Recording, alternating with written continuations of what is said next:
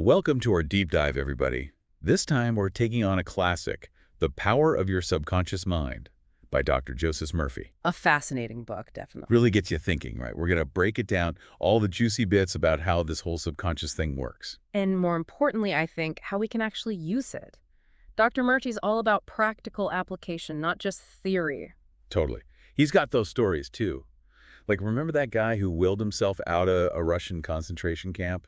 Just with his mind. Oh yeah, incredible example of the power of belief. But it's not just about escaping bad stuff, right? It's about, like, attracting the good stuff. He even talks about this farmer who was happy for, like, 40 years straight. Said it was a choice. How's that even possible? That's where this duality of mind idea comes in. Dr. Murphy says we've got two parts at work here. Two parts. Yeah, so there's the conscious mind, the one making choices all day long, but then there's the subconscious running in the background, like a powerful operating system. So, like my phone, I'm picking apps, but the OS is actually making it all work. Exactly, and your phone's OS doesn't judge your app choices, it just runs them. Our subconscious is similar, see? It controls our bodily functions, emotions, even memories, all based on what the conscious mind is feeding it. Which makes that story about the opera singer, Caruso, even more interesting. It's Russo. Yeah, he had terrible stage fright. But instead of fighting it head on, he kind of talked to his little me, the fear, and his big me, the subconscious power. Like he convinced his own mind to perform. It's a great example of how the subconscious doesn't judge our thoughts, it acts on them. And that's where suggestion comes in. Powerful stuff. Okay, this is where I get a bit, skeptical. If my subconscious is so suggestible, doesn't that mean anyone can, like, mess with my mind? Dr. Murphy makes a distinction here. He talks about autosuggestion, stuff we tell ourselves, and then there's heterosuggestion coming from others. So both matter. Absolutely. He's got some pretty intense stories to prove it. One man, he wished so hard to give his arm for his daughter's health, he actually lost it in an accident. Wait, hold on. You mean if I think negative thoughts, they'll just, like, happen? That seems a bit much. Well, there's another story. This guy was told he'd die on the next new moon, and he Yeah. did. Wow. These are, of course, extreme cases, but they highlight how the subconscious takes things literally, especially when there's strong emotion involved. Makes you think about what we say to ourselves and others, huh? Definitely does. So if my mind is really this powerful, is that where healing comes in? This book is all about how the subconscious can, like, make us better. Right, exactly. Dr. Murphy actually claims he healed his own tumor using his subconscious. No way. He doesn't frame it as magic, though. He recognized this creative intelligence within his mind and basically surrendered to its healing power. Okay, but how do you actually do that? Like, was he meditating all day? This is important. A lot of our listeners are dealing with chronic conditions. He talks about constantly affirming this healing power, almost like a mantra, especially when relaxed. There's another example. A minister cured his cancer this way. But there's a key element in both stories. They really believed it would work. Yeah. I mean, yeah, our thoughts influence our actions all the time. So Precisely. It's not just positive thinking. It's a deep faith in that inner power. And Dr. Murphy takes this beyond physical healing, applying it to wealth, too. Okay, so, like, if I want to be rich, I just got to believe it. Our listeners would love to hear more about that. He argues wealth is a subconscious conviction, but we often block it with our own beliefs, you see. Like, think about phrases we use. He's got a racket, or she's ruthless, when talking about rich people. That's us associating wealth with negative stuff, subconsciously. So, got to reprogram my thinking about money, huh? Seems easier said than done these days, with all the financial stress people are under. Well, Dr. Murphy gives some pretty compelling examples. Remember the pharmacist who built his entire dream store in his mind before it became reality? Yeah. He visualized everything down to the bank balance, and eventually it matched up. So, like, daydreaming about winning the lottery, is that what he's saying? It's not about fantasy. It's directed thought. He uses the example of this young man who wanted to be a doctor. He kept imagining himself in that role, feeling the success, and eventually he made it. So it's like a mental dress rehearsal for the life you want. Intriguing. But what about relationships? I can't just think my way to a perfect marriage, can I? That's where the golden rule comes in, but Dr. Murphy applies it to the subconscious. He says, do unto others. Applies not just to actions, but to thoughts as well. If you're constantly judging someone, that's going to affect your relationship with them. So being more compassionate actually helps me. That's a twist. There's a story about this salesman who hated his boss. The relationship was terrible. But when he forced himself to think positively about his boss, focusing on the good, he actually got promoted. No way. It highlights the power of forgiveness, too, of others and ourselves. Holding on to resentment is like baggage, weighing you down in all areas of life. Wow, so cleaning up my mental act will actually make my relationships better. This is making me rethink a lot of things. Welcome back to our deep dive into the power of the subconscious. Last time, we were talking about how our thoughts can really impact everything, from our health to our wealth, even our relationships. But there's something I'm still kind of wrestling with, you know? If our mind is so powerful, why doesn't everything we want just magically appear? Well, Dr. Murphy doesn't shy away from the science behind it. He explains the connection between our conscious and subconscious minds, even bringing in another expert, William Walker Atkinson, who wrote about the law of attraction in the thought world. The law of attraction. Yeah, I've heard of it. I always thought it was a bit too out there for me, honestly. How does it fit in with all this? Atkinson, he actually mapped out the brain, showing how the frontal part is where we do all that active thinking, while the back is more about automatic functions. Sound familiar? It's like the conscious and subconscious all over again. Exactly. And Dr. Murphy, he points out that both parts are connected through the nervous system. So it's not some abstract idea. There's a real physical link between our thoughts and our bodies. Okay, so no magic, more like well-tuned machinery. But if it's all about belief, how does that explain things like hypnotism? People aren't choosing to experience those things, are they? Dr. Murphy uses hypnotism as a really powerful example, actually. He says a hypnotist can induce, physical symptoms, even healing, just through suggestion. It's like planting this seed of belief in the subject's subconscious, and their body responds. But if our subconscious can't tell real from fake, how do we protect ourselves from being misled? There's so much information out there these days, it's hard to know what to believe. That's where discernment comes in. Dr. Murphy is really clear that this power works both ways. Believe you'll get sick, and you're more likely to. Believe you'll be healthy, and your chances improve. It's a double-edged sword, for sure. So it's not about blindly believing everything. It's about choosing which thoughts to nurture, which ones to challenge. But how do we apply this to specific goals? Like manifesting a new job or finding love. Dr. Murphy calls visualization the easiest and most obvious way to program the subconscious. Think about an architect designing a building, right? They have this clear mental image before the first brick is even laid. So I need to build a mental blueprint of my dream life and then just trust it'll become reality. It's more than imagining, you have to feel it. The emotions, as if it's already happening.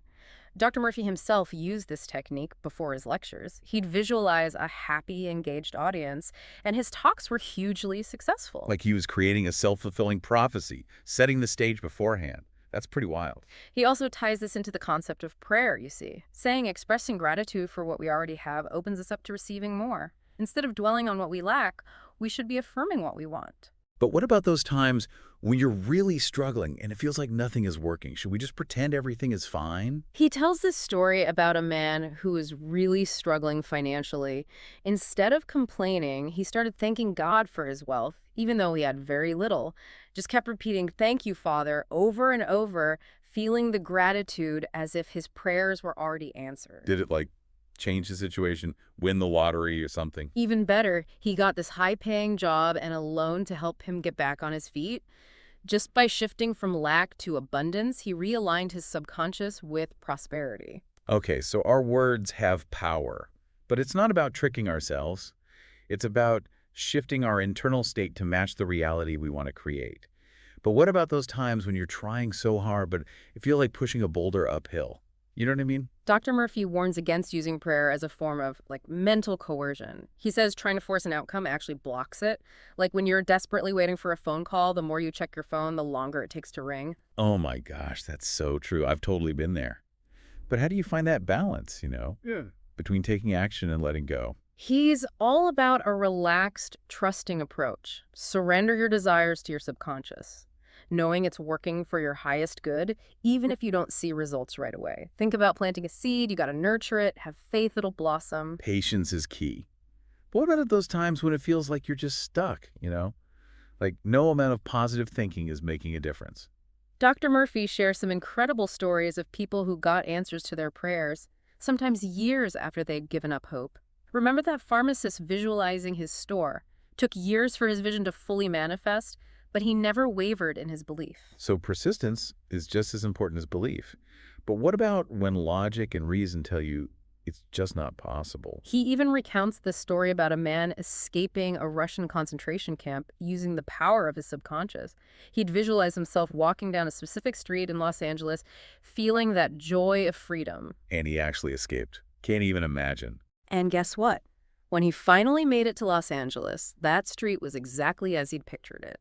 Almost like he'd pre-programmed his reality through his mind. So even in seemingly impossible situations, our thoughts can influence the outcome. But with all the negativity out there, how do we choose which thoughts to focus on? Dr. Murphy encourages us to be really mindful of the suggestions we accept, both from ourselves and others. We're bombarded with negativity constantly from the media, social circles, even our own internal dialogue. It's like swimming against the current. So we need to develop this mental filter, consciously choosing thoughts that align with our goals, our well-being. Exactly. It's about taking control of our mental diet, just like we choose healthy foods to nourish our bodies. But sometimes it's not just about choosing thoughts. It's about listening to a deeper wisdom. You mean like our intuition, that gut feeling? He says our subconscious is always talking to us, but we need to quiet the noise to hear it. And sometimes those messages come in unexpected ways, dreams. Okay, now you're going to have to explain this one. Dreams. How can dreams, which are so random, be a source of guidance? Dr. Murphy dedicates a whole chapter to dreams, suggesting they offer guidance, insight, even creative inspiration. He even shares the story of Robert Louis Stevenson, who wrote Treasure Island. He'd instruct his subconscious to give him story ideas while he slept. Did it work? Did he dream up pirates and buried treasure? He credited many of his literary breakthroughs to his dreams. Dr. Murphy himself had experiences getting guidance this way. He had a dream warning him not to take a job offer in the Orient. And he listened. What happened? Turns out his dream was a premonition of the attack on Pearl Harbor, which happened 3 years later. It's like his subconscious knew something his conscious mind didn't. That's incredible. But Yeah. how do we know if a dream is just a random jumble or a real message from our subconscious? He mentions research on extrasensory perception, suggesting that precognitive dreams, where we experience events before they happen, are more common than we think. Wow, so paying attention to our dreams might be more than just entertainment. It could be tapping into this hidden source of knowledge. This deep dive just keeps getting more and more fascinating.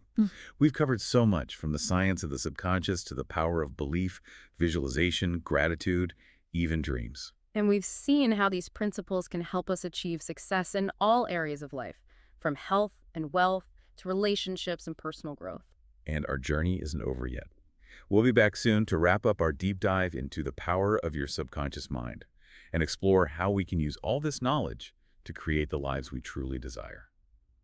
All right, welcome back to our deep dive into the power of your subconscious mind. We've covered so much, but there's one area I'm really personally curious about: relationships. Can we actually use our subconscious to find the perfect partner? That sounds almost too good to be true, doesn't it? Well, Dr. Murphy doesn't promise perfect, but he does suggest we can attract the ideal partner. Using our subconscious, yeah. So it's not like wishing for a Prince Charming or some fairy tale romance, right? Not exactly, no. He really emphasizes defining the qualities we truly desire in a partner. Not just looks or status, but deeper stuff, values, traits, the things that resonate with who we are deep down. So instead of picturing someone with a specific hair color or job, Ruh. I should focus on things like honesty, kindness, shared values, the things that actually matter long term. Exactly. He even recommends this technique where we sit quietly, relax, and talk directly to our subconscious. Describe those desired qualities as if that ideal partner is already there. So I'm creating a mental blueprint for the kind of relationship I want. But what if I've had bad relationship patterns in the past? Can I really change that just by thinking differently? Dr. Murphy believes we can. He uses the example of a woman who kept attracting emotionally unavailable men over and over. But through prayer and affirmation, she actually broke that pattern, found a loving, supportive partner. That's pretty encouraging. Means we're not doomed to repeat our past mistakes. But what about when a relationship is already struggling? Can these techniques help repair a marriage that's, kind of falling apart? Dr. Murphy acknowledges that sometimes divorce is necessary, yeah. But he also believes a lot of marriages could be saved if couples understood this power of the subconscious. So it's not a guaranteed fix, but a new way to approach the problem. He emphasizes forgiveness big time, forgiving ourselves and our partners, Holding on to resentment, it's like poison, contaminates the whole relationship. Makes sense. If I'm dwelling on past hurts, it's hard to move forward. But how do you forgive someone who's really hurt you? That's tough. He encourages couples to focus on their partner's positive qualities, remember the good times, and let go of the negativity. It's about shifting your mental focus to create a more harmonious dynamic. But what if it feels like my partner isn't putting in the effort? Do I just keep being positive even if they're not? He also warns against involving other people in your marital problems. Talking to friends or family can sometimes make things worse. Better to seek guidance from a professional, someone who can be objective. So no venting sessions with my best friend over wine. He's really clear that ultimately we're responsible for our own happiness. It's not about waiting for our partner to change. It's about choosing to see the good, cultivating gratitude, even when things are tough. So taking control of my own inner state rather than trying to control my partner. That's a powerful shift. And that shift in perspective is what Dr. Murphy encourages throughout the whole book, really. Whether it's love, healing, wealth, even just greater happiness, it all starts with understanding this power we have within. This deep dive has been quite the journey. We've gone from escaping concentration camps to manifesting dream jobs, from the science of the brain to the wisdom of dreams. It's been wild. And through it all, Dr. Murphy's message is clear. We have this power to shape our reality that we often underestimate. It's a good reminder that we're not just victims of circumstance. We have a choice in how we respond to life's challenges. And by tapping into this power of the subconscious, we can create a life that's truly aligned with what matters most. So as we wrap up this deep dive, we encourage you to explore this incredible power of your own subconscious mind. You might be surprised at what you discover. Thanks for joining us on this journey, everyone. We hope you've gained some valuable insights and feel inspired to explore the power within. Until next time.